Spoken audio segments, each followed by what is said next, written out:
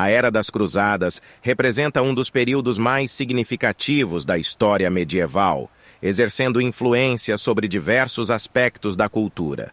Durante essa era, várias personalidades proeminentes emergiram e deixaram suas marcas na história. Entre esses indivíduos, o rei Balduíno IV de Jerusalém, também conhecido como Balduíno, o leproso, devido à doença que afetou seu corpo ao longo de sua breve vida, certamente mereceu reconhecimento por seus esforços na defesa da Terra Santa. Nascido em 1161 em Jerusalém, Balduín era o segundo filho do príncipe Amalrico de Jerusalém e o irmão mais novo do rei Balduíno III.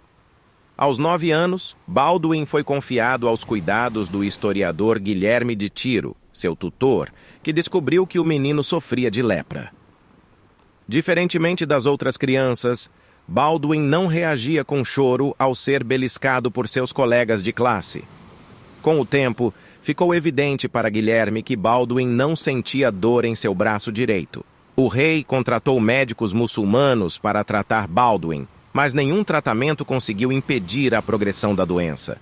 Existiam suspeitas de lepra, mas os sintomas visíveis ainda não se manifestavam, e os médicos relutavam em diagnóstico devido ao terrível estigma que o menino enfrentaria. Se o diagnóstico tivesse sido feito quando ele era criança, Balduín teria sido obrigado, por lei, a entrar na Ordem de São Lázaro, uma ordem militar composta por cavaleiros leprosos ou vítimas de outras doenças. Inicialmente, Balduín continuou a usar seus membros e não apresentou desfigurações visíveis. Porém, sua doença era mantida em segredo. Na adolescência, Balduín era uma jovem otimista e determinada, enfrentando sua condição com coragem. Ele se parecia muito com seu pai em aparência, constituição física, maneira de andar e falar. Balduín era um aprendiz ágil, embora ocasional e gaguejasse. Ele gostou de ouvir histórias e aulas de história ministradas por seu tutor, Guilherme, que elogiava a excelente memória de Balduín, afirmando que ele não esqueceu atos bondosos ou ofensas feitas a ele por outros. Em 1174, o pai de Balduín faleceu subitamente de disenteria ao retornar de uma campanha contra Noradine, o sultão de Damasco. Balduín foi coroado rei pela Suprema Corte de Jerusalém, se tornando assim o rei Balduíno IV, apesar de ter apenas 13 anos à época da morte de seu pai. O reino foi confiado a um regente chamado Raimundo de Trípoli.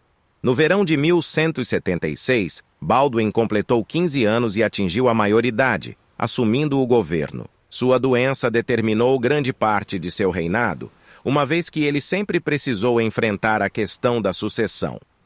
Balduín planejou inicialmente casar sua irmã Sibila com Hugo III da Borgonha, mas acabou unindo-a a um nobre cavaleiro francês chamado Guido de Lusignan. Essa união foi crucial para obter apoio militar ao reino de Jerusalém. Assim que Balduín assumiu o governo, iniciou um plano de ataque em grande escala ao Egito. Aproveitando uma campanha de Saladino em Alepo, Balduín liderou um ataque direcionado a Damasco. Essa campanha marcou sua primeira experiência em guerra, embora já tivesse perdido quase todos os movimentos de seus membros e apenas pudesse usar uma das mãos. Em novembro de 1177, o sultão Saladino deixou o Egito para atacar a cidade de Ascalão.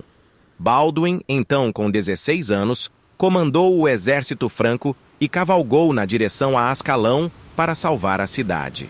O exército franco esteve consideravelmente em desvantagem numérica em relação ao exército muçulmano. Enquanto Saladino marchava em direção a Jerusalém, acreditando que Balduín não ousaria segui-lo com tão poucos homens, permitiu que seu exército se espalhasse, saqueando aldeias em sua trajetória. Enquanto isso, Balduín e os cavaleiros templários conseguiram romper os bloqueios muçulmanos. Balduín perseguiu Saladino até o anoitecer e então recuou para Ascal, enfrentando a perda de quase 90% de seu exército, incluindo sua própria guarda pessoal de mamelucos. Saladino fugiu de volta para o Egito, sendo atacado por beduínos do deserto no caminho. Apenas uma fração do seu exército conseguiu retornar ao Egito com ele. As consequências para Baldwin, entretanto, também foram desastrosas. Embora Baldwin tenha entrado na puberdade quando lançou sua campanha ousada contra Saladino, foi provavelmente devido a essa campanha que acampou ao ar livre e passou dias sem os banhos habituais que a lepra de Baldwin progrediu.